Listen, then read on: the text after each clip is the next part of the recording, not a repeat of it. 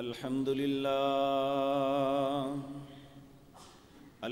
لله نحمده ونستعينه ونستغفره ونعوذ بالله من شرور أنفسنا ومن سيئات أعمالنا من يهده الله فلا مضل له ومن يضلل فلا هادي له وأشهد أن لا إله إلا الله وحده لا شريك له وأشهد أن محمدًا عبده ورسوله أما بعد فإن خير الحديث كتاب الله وخير الهدي هدي محمد صلى الله عليه وسلم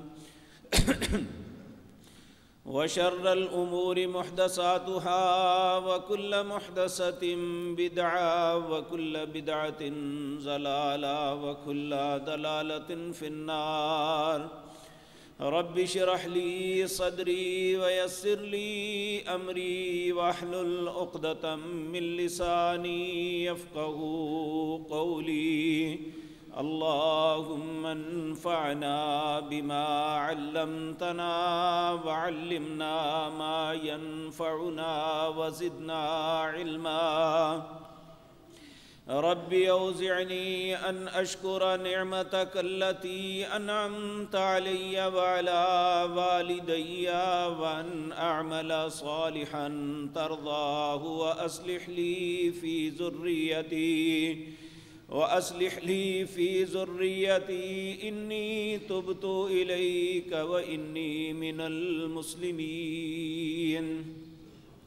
أعوذ بالله السميع العليم من الشيطان الرجيم بسم الله الرحمن الرحيم يا أيها الذين آمنوا اتقوا الله ولتنظر نفس ما قدمت لغد واتقوا الله إن الله خبير بما تعملون ولا تكونوا كالذين نسوا الله فأنساهم أنفسهم أولئك هم الفاسقون لا يستوي أصحاب النار وأصحاب الجنة أصحاب الجنة هم الفائزون لو أنزلنا هذا القرآن على جبل لرأيته خاشعا متصدئا من خشية الله وتلك الأمثال نضربها للناس لعلهم يتفكرون.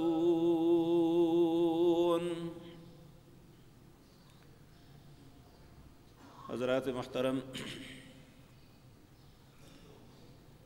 گزشتہ مجلس میں آپ کے سامنے یہ بات عرض کی تھی، جب کوئی بھی شخص اللہ کو رب مانتا ہے، اس کے رسول صلی اللہ علیہ وسلم کی رسالت کا اقرار کرتا ہے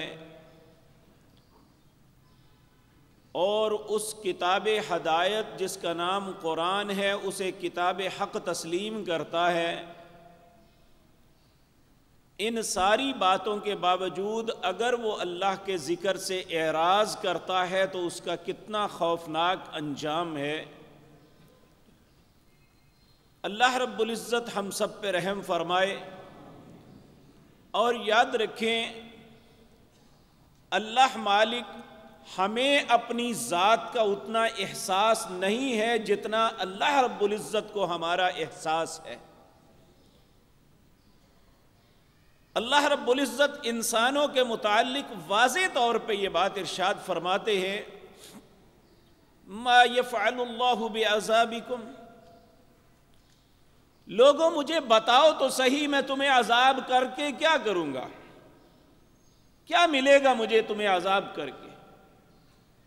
کیا اللہ نے حضرت انسان کو عذاب دینے کے لیے بنایا تھا؟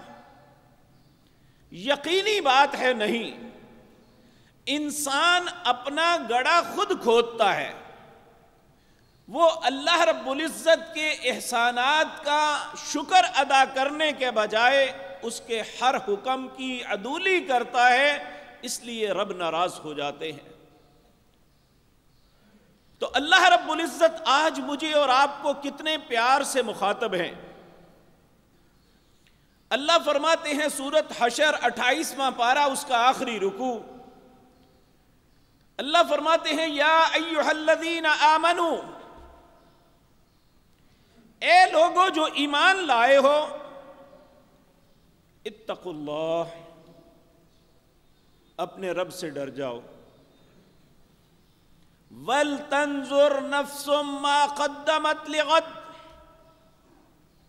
ہر شخص اپنا جائزہ لے، اپنی زندگی کو دیکھے کہ وہ کل قیامت کے لیے کیا کر رہا ہے۔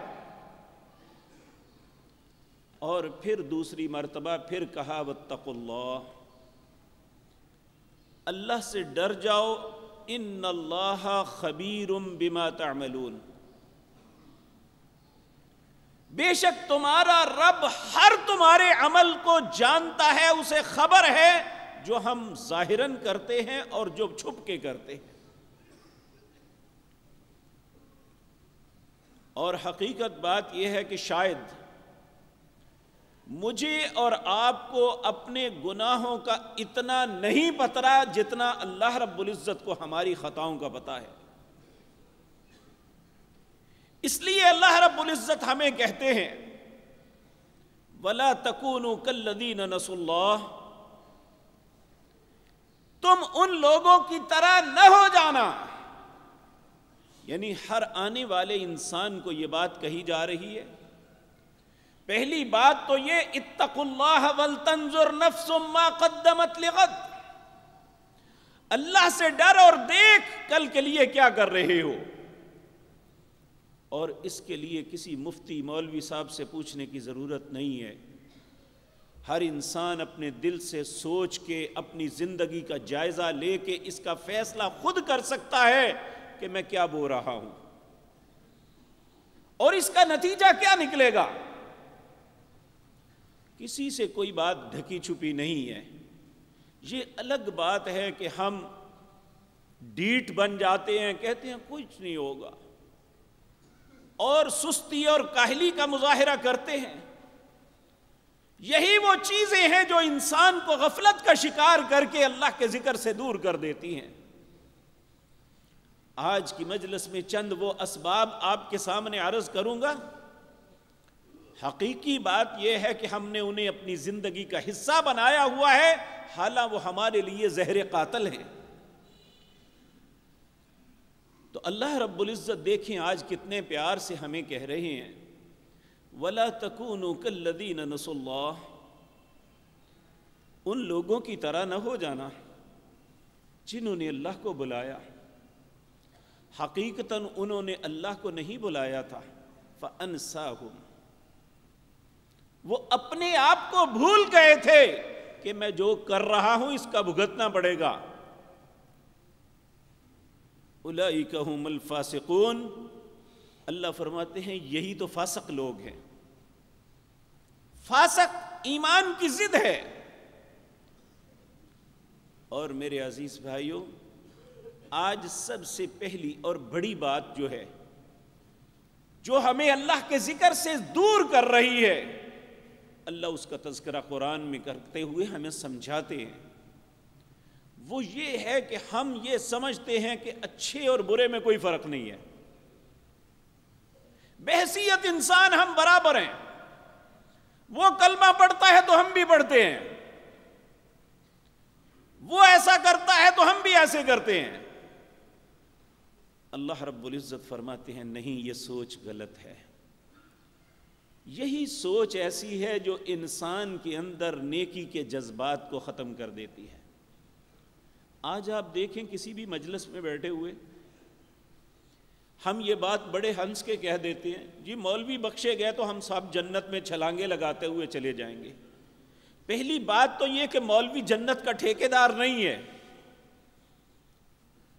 اس کے کہنے سے نہ آپ کو جنت ملے گی، نہ اس کے کہنے سے آپ کو جنت سے پیچھے ہٹایا جائے گا۔ کہنے والا زیادہ ذمہ دار ہوتا ہے، اس نے بھی اپنے اعمال کی وجہ سے جنت میں جانا ہے، اور آپ کو بھی اپنے اعمال کی وجہ سے ہی جنت یا جہنم کا فیصلہ آپ کے متعلق بھی ہوگا۔ یہ سوچ جو ہے یہ ہمیں عمل سے دور کر دیتی ہے، اللہ کے ذکر سے غافل کر دیتی ہے، جبکہ اللہ رب العزت فرماتے ہیں اے میرے بندو یہ بات یاد رکھو، افمن کان مؤمنا کمن کان فاسقا لا یستوون۔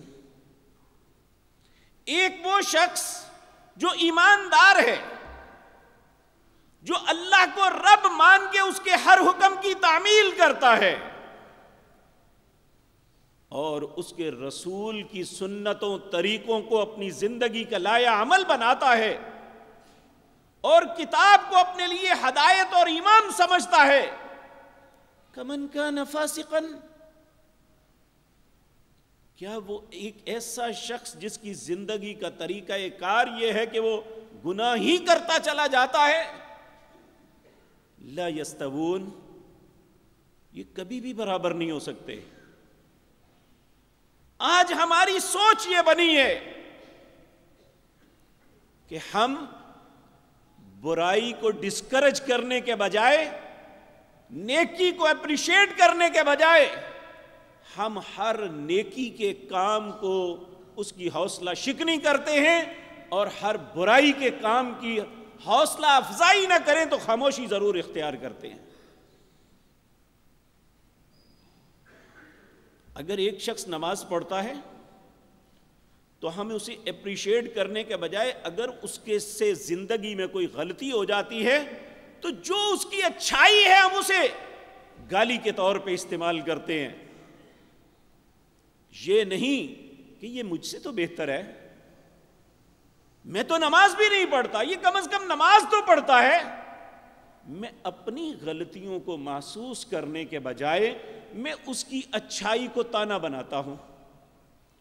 یہ ایسی چیز ہے جو آج ہمارے معاشرے میں نیکی کو ختم کر رہی ہیں، اور آپ کو معلوم ہے اگر ہماری وجہ سے ایک شخص نماز چھوڑ دے، ہماری وجہ سے ایک شخص حلال کھانا چھوڑ دے، ہماری وجہ سے ایک شخص روزہ رکھنا چھوڑ دے، ہماری وجہ سے ایک شخص اپنی داڑھی کو کٹا دے،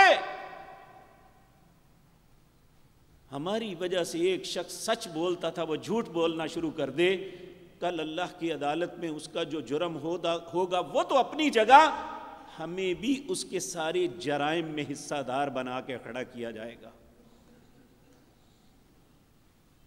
اور ہم یہ جرائم کر رہے ہیں، اور بعض اوقات ماں باپ کی حیثیت سے اپنی اولاد کے متعلق یہ جرائم کرتے ہیں۔ انہیں کہتے ہیں ابھی کون سی ضرورت ہے، ابھی تمہاری عمر کیا ہے، ابھی تمہاری شادی کرنی ہے۔ کیا شادی گناہوں سے ہی ہوتی ہے؟ کیا شادی اللہ اور اس کے رسول کی نافرمانی کرنے کی وجہ سے ہوتی ہے؟ اگر کسی کی شادی اللہ اور اس کے رسول کے فرائض، اس کے احکامات اور اس کی باتوں کو ماننے سے نہیں ہوتی تو ایسی شادی پہ لعنت ڈالنی چاہیے۔ جو اللہ اور اس کے رسول کی نافرمانی کی وجہ سے ہو رہی ہے، ایسی شادی کی ضرورت ہی نہیں ہونی چاہیے۔ میرے عزیز بھائیو، یہ وہ اسباب ہیں، ان میں بہت بڑا سبب ہے، اور ہم پورے معاشرے کے اندر، حالانکہ ہمارے پیغمبر جناب محمد الرسول اللہ صلی اللہ علیہ وسلم نے ہماری ذمہ داری لگائی تھی، کہا والذی نفسی بیدی، اس ذات کی قسم ہے جس کے قبضے میں محمد کی جان ہے صلی اللہ علیہ وسلم، لَتَأْمُرَنَّ بِالْمَعْرُوفِ وَلَتَنْهَوُنَّ عَنِ الْمُنْكَرِ، تمہیں ضرور نیکی کا حکم کرنا ہوگا، تمہیں ضرور برائی سے روکنا ہوگا۔ جب تم یہ کام چھوڑ دو گے پھر اللہ تم پہ عذاب مسلط کر دے گا، دعائیں مانگو گے اللہ تمہاری دعا کو قبول نہیں کرے گا۔ میرے عزیز بھائیوں، برائی کی حوصلہ افزائی نہ کرنا اور نیکی کی حوصلہ افزائی نہ کرنا یہ بھی کوئی اچھا عمل نہیں ہے، بلکہ ہماری ذمہ داری تو اس سے زیادہ ہے۔ ہماری ذمہ داری تو یہ تھا کہ ہم ہر برائی کے رستے میں رکاوٹ بنتے، ہم ہر نیکی کے کام میں حوصلہ افزائی کرنے والے بنتے۔ ہم کیا کردار ادا کر رہے ہیں اپنے معاشرے میں؟ ہر برائی پہ اپنی آنکھیں بند کر لیتے ہیں، ہمیں کیا جی، جو کرے گا سو بھرے گا۔ انہیں بنی اسرائیل کے متعلق ان معلومات کو قرآن سے ضرور پڑھ لینا چاہیے کہ جب بنی اسرائیل کے لوگوں کو اللہ رب العزت نے ہفتے کے دن ان کا کاروبار مچھلیاں پکڑنا تھا، اس سے منع کر دیا، تو ان میں سے بعض لوگوں نے ایک ہیلا نکالا۔ انہوں نے ہفتے کے دن، چونکہ اللہ کی طرف سے یہ آزمائش ہوتی تھی، بہت زیادہ مچھلیاں آتی، تو انہوں نے ہفتے کے دن مچھلیوں کو الگ الگ گڑھے کھود کے ان میں بند کر لینا، دوسرے دن آ کے نکال لینا۔ تو کچھ لوگوں نے تو منع کیا، لیکن کچھ لوگوں نے کہا ہمیں کیا، جو کرتے ہیں بھریں گے۔ تو اگر اللہ رب العزت نے جب ان پہ ناراض ہو کے اپنے عذاب کو نازل کیا تھا، اے اللہ ہم سب کو محفوظ فرمانا، تو اگر کرنے والوں کو اللہ نے بندر کی صورت میں تبدیل کیا تھا، تو نہ منع کرنے والوں کو اللہ نے خنزیروں کی شکل میں بدل دیا تھا۔ اس لیے میرے عزیز بھائیو، یہ بہت بڑا جرم ہے جو ہم سے سرزد ہو رہا ہے کہ ہم نیکی کا ساتھی بننے کے بجائے ہم نیکی کی حوصلہ شکنی کرنے والے ہیں۔ یہی سبب ہے ہر آنے والے وقت میں جو نوجوان، جو بیٹا، جو بیٹی نیکی کرنا بھی چاہتے ہیں، ہم اس کی حوصلہ افزائی نہیں کرتے۔ کتنی بیٹیوں نے رو کے یہ بات کہی کہ میں پردہ کرنا چاہتی ہوں، میرے ماں اور باپ کہتے ہیں کیا تمبو اوڑا ہوا ہے۔ اس نے تو اللہ کا حکم مانا ہے۔ کتنے بیٹے ہیں کہ وہ نماز پڑھتے ہیں تو ان کے باپ کہتے ہیں کیا وقت ضائع کر رہے ہو۔ ایک وقت آئے گا جب ایک ایک لمحہ جو اللہ کی فرما برداری میں صرف ہوا ہوگا ہمیں کم محسوس ہوگا، کاش میں کچھ اور کر لیتا۔ آج جو شخص اچھا کاروبار کرتا ہے، جو انسان اپنے کاروباری معاملات میں محنت کرتا ہے، جس کے پاس جتنے زیادہ اثاثے ہیں اسے خوش نصیب لکی سمجھا جاتا ہے۔ میرے پیارے بھائیو، کل قیامت کے دن وہی لکی ہوگا، وہی خوش نصیب ہوگا جس کے پاس نیک اعمال کے اثاثے ہوں گے، جس کے پاس اللہ کا ذکر ہوگا، جس کے پاس اللہ کی فرما برداری ہوگی، جو اپنے رسول کے طریقے پہ چلا ہوگا، جس نے کتاب ہدایت کو اپنا امام تسلیم کیا ہوگا اور اس کے مطابق اپنی زندگی بسر کر رہا ہوگا۔ اللہ ہمیں ایسا نصیب والا بنا دے۔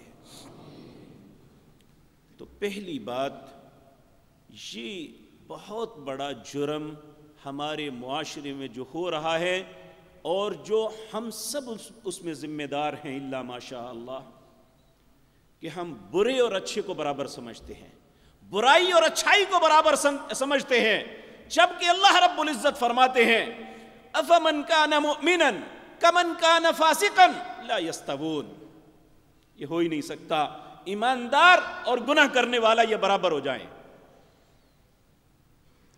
ہر وہ شخص جو اللہ کے حکم کی تعمیل کرتا ہے، ہر وہ شخص جو اللہ کے ہر حکم کی نافرمانی کرتا ہے، کیسے برابر ہو سکتے ہیں؟ وَأَمَّا الَّذِينَ آمَنُوا وَعَمِلُوا الصَّالِحَاتِ، اللہ دونوں کے انجام بتا رہے ہیں۔ اب ہماری مرضی ہے کہ ہم کس انجام سے دوچار ہونا چاہتے ہیں۔ وَأَمَّا الَّذِينَ آمَنُوا وَعَمِلُوا الصَّالِحَاتِ، جو شخص ایمان لانے کے بعد نیک عمل کرے گا، فَلَهُمْ جَنَّاتُ الْمَأْوَىٰ، اس کے لیے جنت میں بہت بلند ٹھکانہ ہے، اللہ ہمارے نصیب میں کر دے۔ نزلاً، اس کے لیے مہمانی ہوگی، بما كانوا يعملون، جو وہ اپنی زندگی میں نیک عمل کرتے رہے تھے۔ میرے پیارے بھائیو، یہ نصیب سے ہوتا ہے، کہتے ہیں نا نصیباں والیاں نو ملتا ہے، نیک عمل بھی نصیبوں سے ملتا ہے۔ اسی لیے رسول اللہ صلی اللہ علیہ وسلم، میں کئی مرتبہ یہ حدیث آپ کے سامنے عرض کر چکا، آپ کے ایک صحابی تھے معاذ بن جبل، جس طرح وہ کردار کے بڑے خوبصورت تھے، وہ چہرے کے جسم کے بھی بڑے خوبصورت تھے۔ سیرت کی کتابوں میں لکھا ہے کہ جب وہ مسجد میں آتے تو لوگ اٹھ اٹھ کے دیکھتے تھے، اللہ نے اتنا پیارا انہیں بنایا ہوا تھا۔ ایک دن نبی کریم صلی اللہ علیہ وسلم نے ان کا یہاں سے بازو پکڑا اور بازو پکڑ کے کہنے لگے، معاذ میں تم سے محبت کرتا ہوں۔ آپ سوچ سکتے ہیں کہ نبی نے جب ایک امتی کو یہ کہا ہوگا کہ میں تم سے محبت کرتا ہوں، اس کی کیفیت کیا ہوگی؟ حضرت معاذ تڑپ کے کہنے لگے، اے اللہ کے پیارے حبیب صلی اللہ علیہ وسلم، میں بھی آپ سے محبت کرتا ہوں۔ آپ نے فرمایا، اگر تمہیں مجھ سے محبت ہے، اگر تمہیں مجھ سے محبت ہے تو فی کل دبر الصلاۃ، اپنی ہر نماز کے بعد اللہ سے یہ التجا ضرور کرنا، کیا؟ رب اعنی علی ذکرک و شکرک و حسن عبادتک، اے اللہ تو مجھے توفیق دے کہ میں تیرا ذکر کر سکوں، تو مجھے توفیق دے کہ میں تیرا شکر کر سکوں، اے اللہ تو میری مدد کر، میں تیری اچھے طریقے سے عبادت کر سکوں۔ یہ اللہ کی مدد سے ہوتا ہے۔ اگر آپ یہاں تشریف فرمائیں، میں اللہ رب العزت کی عزت و جلال کی قسم کھا کے کہتا ہوں، یہ اللہ کا ہم پہ رحم ہے کہ ہم یہاں بیٹھے ہوئے ہیں، ورنہ کتنے ہی ہمارے بھائی ہیں جن کے نصیب میں اللہ کے گھر میں داخل ہونا بھی نہیں ہے۔ آپ کا یہاں آنا، آپ ذرا تصور میں سوچیں، پورے ہفتے کے اندر کیا کیا کوتاہیاں ہم سے ہوئی ہوں گی۔ آج جمعے کی نماز کی ادائیگی کے لیے، اس کے خطبے میں واضح و نصیحت کو سننے کے لیے اگر اللہ نے ہمیں بلا لیا تو اس کا بدلہ جاتے ہوئے معلوم ہے کیا دے گا۔ نبی کریم صلی اللہ علیہ وسلم نے فرمایا، جو جمعے کے لیے آتا ہے، جو اللہ نے اس کے مقدر میں لکھا ہے وہ پڑھتا ہے، پھر امام جب خطبہ دیتا ہے خاموشی سے بیٹھ کے سنتا ہے، کسی کو پھلانگتا نہیں، اور پھر اس کے بعد نماز پڑھتے ہوئے پڑھ کے جب جاتا ہے، 7 دن پیچھے جمعے سے لے کر اس جمعے تک جو گزر چکے، اور 3 دن آئندہ کے ساری خطاؤں پہ اللہ قلم پھیر دیتے ہیں۔ مجھے بتاؤ خوش نصیب کون ہے؟ کس کا نصیب اچھا ہے کہ جس کی خطاؤں پہ ہر جمعے کے دن اللہ قلم پھیرتے ہوں گے؟ اے اللہ ہمارا نصیب ایسا کر دے۔ جب وہ خوش نصیب ہیں جو ہر آنے والے دن ان کے دل پہ سیاہ نقطے پڑ جاتے ہیں۔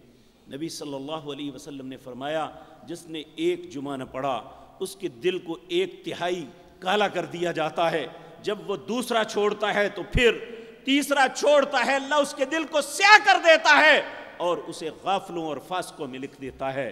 مجھے بتاؤ کون خوش نصیب ہے؟ وہ جس نے اس وقت میں 2-4 لاکھ 10 لاکھ 20 لاکھ 50 لاکھ کروڑ کما لیا، یا وہ شخص جو ہمیشہ جہنم کے عذابوں سے بچ گیا؟ اگر آپ سمجھتے ہیں، دیکھیں جب کرائسس آتے ہیں، جب انسان کسی جرم میں پکڑا جاتا ہے، پھر مال و دولت کام نہیں آتا، پھر وہ سب کچھ کسی کام کا نہیں رہتا۔ اگر اللہ رب العزت معقول کھانے کو دے دے لیکن ہر آزمائش سے بچا کے رکھے، وہ اس کروڑ پتی سے بہتر ہے جو آنے والے وقتوں میں ذلت کی زندگی بسر کرتا ہے۔ اس لیے میرے عزیز بھائیوں، یہ اوقات خوش نصیبی کے ہیں۔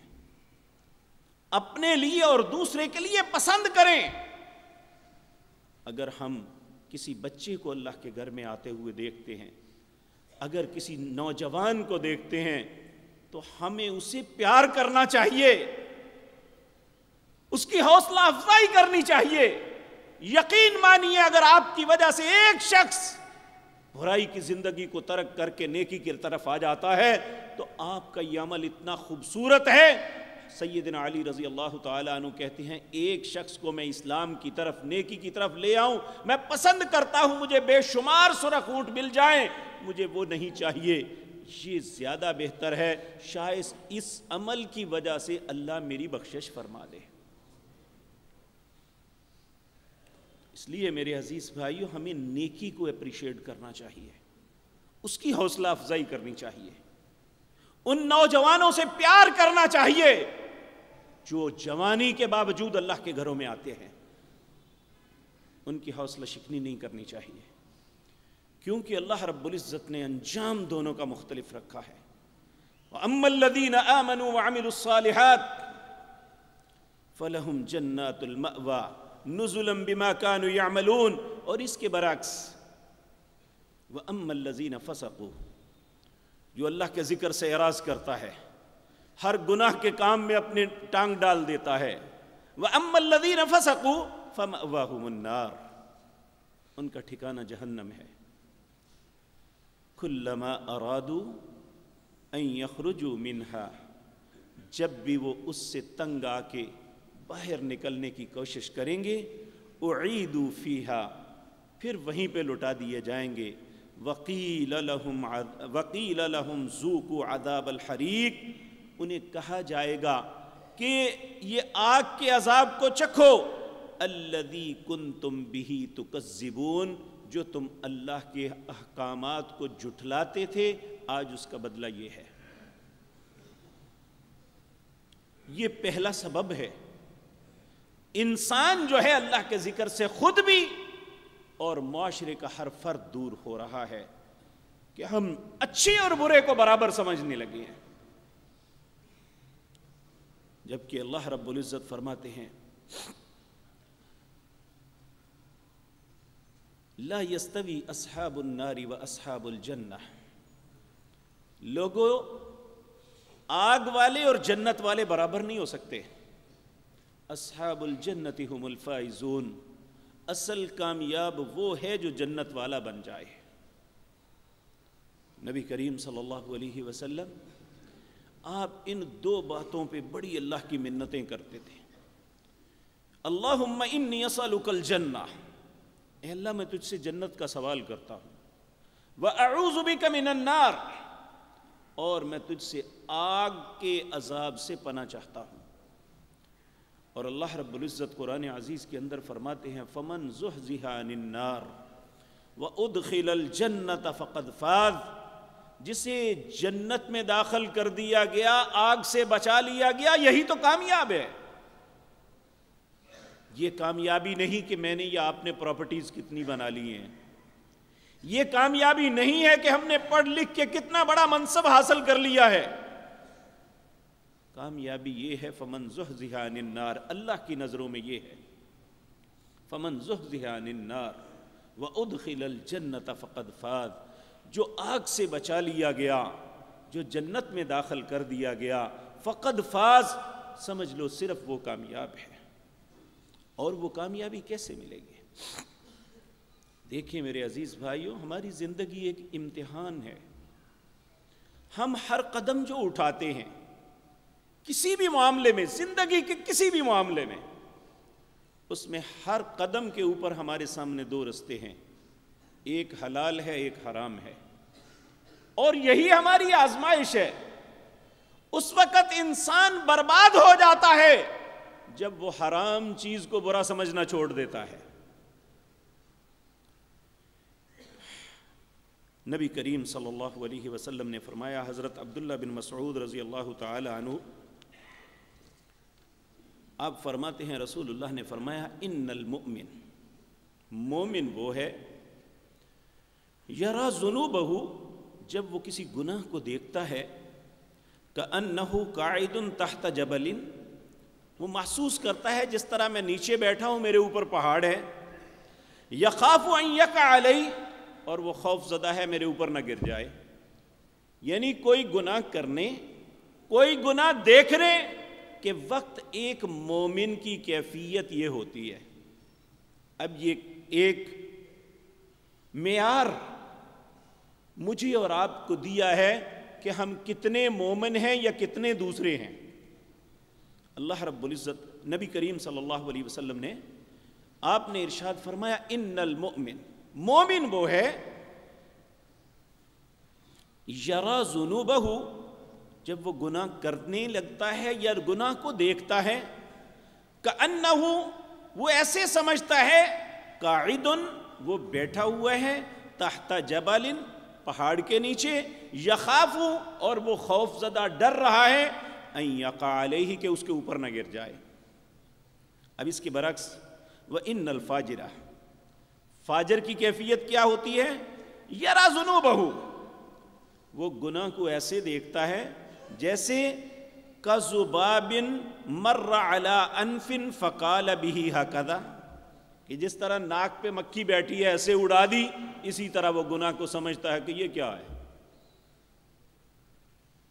اور یاد رکھیں، اگر ہم اپنی زندگی میں کوئی غلط کام کرتے ہیں، کوئی اندیکھی چیز ہمیں اس گناہ سے باز کرتی ہے، ہمارے راستے میں رکاوٹ بن جاتی ہے، تو سمجھ لیجئے اللہ کا ہم پہ رحم ہے. اگر ہم کوئی غلط کام کرنے لگتے ہیں، ہمارے راستے میں کوئی رکاوٹ نہیں، دل میں کوئی خوف نہیں، تو پھر یقین جانیے ایمان ہمارے پاس نہیں ہے.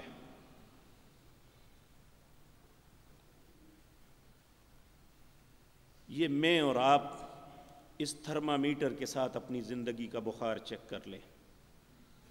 اگر تو ہمارے لیے گناہ اتنا ہی ہے کہ جیسے مکھی اڑائی اور کام ختم، تو پھر یقین جانیے اپنی بد نصیبی پہ مجھے اور آپ کو رونا چاہیے، اللہ سے معافی مانگنی چاہیے. دیر کی بات ہے، ہمارے شہر میں ایک بہت بڑے عالم دین تھے، حافظ محمد گوندلوی رحمۃ اللہ علیہ. ایک شخص نے ان کے پاس ایک دن بڑے فخر سے بیٹھ کے یہ بات کہی کہ میں نے اپنی زندگی میں جی کبھی سر درد بھی نہیں ہوئی. آپ ایک محدث، ساری زندگی کتاب اللہ اور سنت رسول پڑھانے والے تھے، بے اختیار زبان سے کلمہ نکل گیا. کہنے لگے پھر اللہ سے معافی مانگو، اللہ تمہیں بھیج کے بھول بیٹھا ہے. کیونکہ یاد رکھیں فرعون کو بھی ساری زندگی سر درد بھی نہیں ہوئی تھی، اور جتنا بڑا اللہ کا سرکش ہوتا ہے، اللہ اسے اتنی مضبوطی اور مہلت دیتا ہے تاکہ جو اس کے من میں آ کر لے. اور وہ شخص، اس کے دل پہ ایسی ٹھیس لگی، کہتے ہیں میں ساری رات جا کے روتا رہا کہ اللہ میں اتنا ہی گناہ گار ہوں، یہ کیا بزرگوں نے بات کر دی. صبح بخار چڑھ گیا. اور یاد رکھیں یہ کچھ نہ کچھ جھٹکے لگنا، کسی انسان کو برائی سے روکنا، کوئی نہ کوئی ایسا معاملہ ہونا، یہ اللہ کی رحم کی جو ہے وجہ ہے. اگر انسان کے ہر معاملے میں اللہ اسے کھلا چھوڑ دیتے ہیں تو پھر اسے اپنی بد نصیبی پر رونا چاہیے.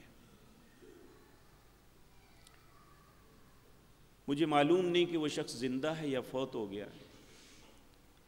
علی نام کا ایک نوجوان تھا جو امریکہ کے اندر اربوں ڈالر کا مالک تھا. زندگی کی ہر خباثت اس میں تھی. ایک وقت ایسا آیا کہ اسے کینسر ڈائیگنوز ہو گیا، اور ڈاکٹرز نے کہہ دیا کہ تیری کیفیت یہ ہے کہ 6 ماہ سے زیادہ زندہ نہیں رہ سکتا. ایسا ذہن کو دھچکا لگا، اسی وقت اللہ کے سامنے آ کے گر گیا. اپنے جوتوں سے لے کر قیمتی سے قیمتی چیز سارا کچھ اللہ کے راستے میں خرچ کر دیا، اور زندگی کی ایک ہی دن اس نے بنا لی تھی کہ بس مجھے اللہ کسی طرح معاف کر دے. اور اس کے کلمات میں نے خود سنے، کہتا تھا یہ کینسر جو مجھے لگا ہے یہ میری زندگی کی سب سے بڑی نعمت ہے جس نے مجھے کفر سے نکال کے اسلام کی وسعتوں میں پھینک دیا ہے۔ اللہ کی قسم اسلام مل جائے تو ساری زندگی، چھن بھی جائے تو کوئی مسئلہ نہیں ہے۔ اگر ہمارے پاس ایمان کی دولت ہو تو ہمارے پاس سب کچھ ہے۔ آج بدقسمتی یہ ہے کہ آپ لوگ اپنے مولویوں، پیروں، اماموں کو دیکھتے ہیں، جبکہ وہ ایمان بیچنے پہ تلے ہوئے ہیں تو پھر عام انسان کیا سوچے گا؟ اے اللہ ہم پہ بھی رحم کر، ہمیں بھی ایسی خباثت سے بچا کے رکھ کہ ہم ایسا کردار معاشرے کے سامنے نہ پیش کریں کہ ہماری وجہ سے لوگ دین سے نفرت کریں۔ اے اللہ تو نے تو ڈیوٹی ہمیں، نوکری اس لیے دی ہے کہ لوگوں کو دین کی طرف بلانا ہے، اے اللہ ہمیں ایسا کردار بھی نصیب کر دے۔ اللہ رب العزت آج کتنے پیار سے مجھے اور آپ کو کہتے ہیں، أَلَمْ يَأْنِ لِلَّذِينَ آمَنُوا أَن تَخْشَعَ قُلُوبُهُمْ لِذِكْرِ اللَّهِ وَمَا نَزَلَ مِنَ الْحَقِّ۔ کیا ایمانداروں کو پہ وہ وقت نہیں آیا کہ ان کے دل اللہ کے ذکر کو سن کے ڈر جائیں؟ تاریخ میں ایک شخص کا نام آتا ہے جس کا نام فضیل بن عیاض تھا۔ یہ خراسان کا سب سے بڑا ڈاکو تھا۔ ایک دن شہر کے اندر ایک عورت کا، بیوہ عورت تھی، اس کا بڑا چرچا تھا، نیک بھی تھی، کہتے ہیں خوبصورت بڑی، دیکھا کسی نے نہیں، لیکن جب کوئی چیز دیکھی نہ ہو لوگ اس کے متعلق بے شمار بے سر کی اڑاتے ہیں۔ اس کی خوبصورتی کا چرچا تھا۔ اس فضیل بن عیاض کے ذہن میں آیا کہ آج میں اس کے ساتھ اس کی عصمت کو لوٹنا ہے۔ رات کا پچھلا پہر، اس کی دیوار پہ سیڑھی لگا کے پھلانگنے کے لیے اوپر چڑھ رہا ہے تو اس وقت ایک اللہ کا بندہ فجر کی نماز سے پہلے اللہ کے گھر میں جاتے ہوئے سورۃ حدید کی تلاوت کر رہا ہے، اور اللہ کی تلاوت کرتے ہوئے اتنے درد کے ساتھ، جب اللہ نے کسی کی زندگی کو بدلنا ہو، جب اس کے قریب سے گزرا تو اس وقت کرنے لگا أَلَمْ يَأْنِ لِلَّذِينَ آمَنُوا أَن تَخْشَعَ قُلُوبُهُمْ لِذِكْرِ اللَّهِ وَمَا نَزَلَ مِنَ الْحَقِّ وَلَا يَكُونُوا كَالَّذِينَ أُوتُوا الْكِتَابَ مِنْ قَبْلُ فَطَالَ عَلَيْهِمُ الْأَمَدُ فَقَسَتْ قُلُوبُهُمْ وَكَثِيرٌ مِّنْهُمْ فَاسِقُونَ۔ کیا ابھی وہ وقت نہیں آیا، اہل ایمان پہ وہ وقت نہیں آیا کہ وہ اللہ کے ذکر کو سن کے ڈر جائیں، جب کہ حق ان پہ نازل ہو چکا؟ لوگوں اہل کتاب کی طرح نہ ہو جانا۔ جب ان کا اور نبیوں کا فاصلہ زیادہ ہو گیا، فَقَسَتْ قُلُوبُهُمْ، ان کے دل سخت ہو گئے، وَكَثِيرٌ مِّنْهُمْ فَاسِقُونَ، اور اکثر لوگ گناہوں میں مبتلا ہو گئے۔ اب فضیل بن عیاض کے کانوں میں بات پڑی، اتنا سخت دل کو دھچکا لگا، ایک ایک سیڑھی کا جو ہے وہ ڈنڈا نیچے اتر رہا ہے اور کہہ رہا ہے ہاں وہ وقت آ گیا، ہاں وہ وقت آ گیا کہ ایماندار اللہ سے ڈر جائیں۔ نیچے اتر آیا، اپنے ارادے کو چھوڑ دیا۔ اب زندگی دن بدل گئی لیکن سکون نہیں آ رہا، ہر وقت روتا رہتا ہے اپنی خطاؤں کو یاد کر کے۔ کسی نے کہا کہ فضائل اتنا روتا ہے، جا اللہ کے گھر میں چلا جا، تجھے اللہ سکون دے دے۔ خراسان کو چھوڑتا ہے، حرم میں پہنچ جاتا ہے، اور وہاں پہنچ کے ہر شخص دیکھتا ہے کہ یہ کون آ گیا ہے، ہر وقت اس کی آنکھوں میں آنسوؤں کی جڑی ہے، اللہ کے گھر سے لپٹ لپٹ کے رو رو کے ساری دنیا متوجہ ہو رہی ہے۔ آہستہ آہستہ لوگ اس سے مانوس ہونا شروع ہو گئے، وہ اللہ کے گھر کا ہی زائر بن کے رہ گیا۔ لوگوں نے اس کے عمل کو، اس کی زندگی کے طرز عمل کو دیکھ کے بڑا احترام کرنا شروع کر دیا۔ کچھ لوگوں نے پوچھا فضیل ایک بات تو بتا دے، ہمیشہ زندگی میں تمہیں روتا ہوا دیکھا ہے، کبھی چہرے پہ مسکراہٹ بھی دکھا دے۔ رو پڑے، کہنے لگے جب تک مجھے یہ پتہ نہ چلا کہ میرے رب نے مجھے معاف کر دیا ہے، اس چہرے پہ کس طرح ہنسی آئے گی۔ کہتے ہیں وہ وقت آیا جب اللہ نے موت کا فرشتہ بھیجا، اور یاد رکھیے جب انسان کی موت کا وقت آتا ہے تو اللہ نے جو اس کا انجام رکھا ہوتا ہے جنت یا جہنم میں وہ دکھاتے ہیں۔ ایسے حالات میں جو اچھے اور نیک لوگ، صالح لوگ ہوتے ہیں، ان کے چہرے پہ مسکراہٹ پھیلتی ہے تو جان نکل جاتی ہے، مسکراہٹ باقی رہ جاتی ہے۔ اب پورا مکہ اس کی فوتگی پہ رو رہا تھا، وہ اپنی چارپائی پہ لیٹا ہوا ہنس رہا تھا۔ تو میرے پیارے بھائیو، ہم بھی اہل ایمان ہیں۔ الم یأن للذین آمنوا ان تخشع قلوبہم لذکر اللہ، کیا ابھی وہ وقت نہیں آیا کہ ہم اللہ کے ذکر کو سن کے ڈر جائیں، اپنی زندگی کے طرز عمل کو بدل لیں، ہم حرام کو چھوڑ کے حلال کی طرف آ جائیں، حلال کو اپنی زندگی کا ذریعہ بنا لیں، اللہ کے ذکر کو اپنا اوڑھنا اور بچھونا بنا لیں۔ الم یأن للذین آمنوا، کیا ایمانداروں پہ ابھی وقت نہیں آیا؟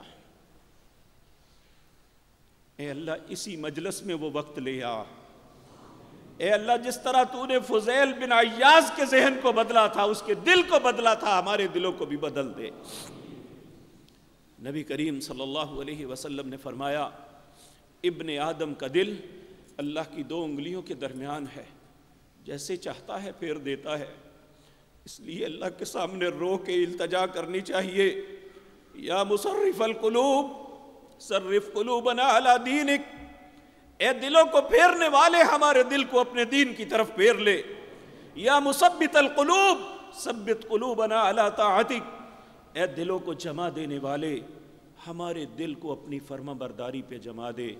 آمین یا رب العالمین، وصلی اللہم علی نبینا محمد۔